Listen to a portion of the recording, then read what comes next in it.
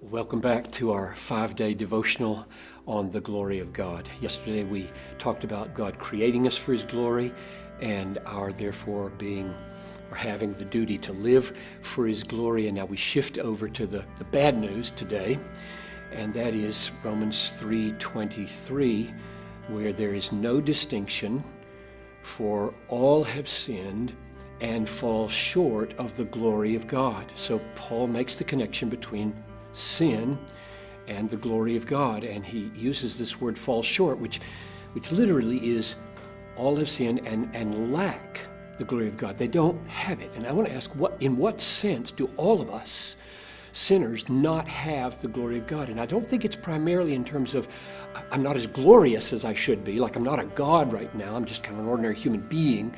It rather connects with Romans 1:23, where it says, claiming to be wise, they became fools and exchanged the glory of God for images of mortal man, like the one we see in the mirror. That's where it gets home to me.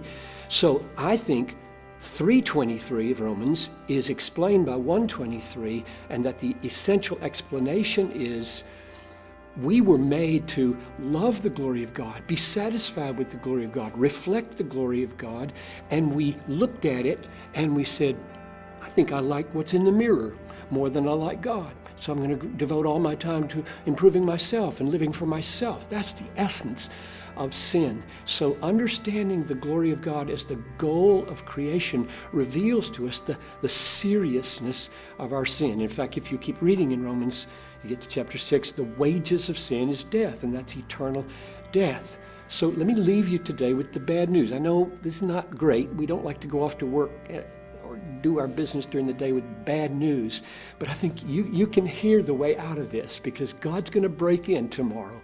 But right now, let's just ponder the various ways in which we have exchanged. We've contemplated the glory of God, whether to live for that, whether to love that, and then we've looked at other things and we've said, no, I think I prefer other things to the glory of God. That's the essence of sin, and that's why we and the world are in as much trouble as we are.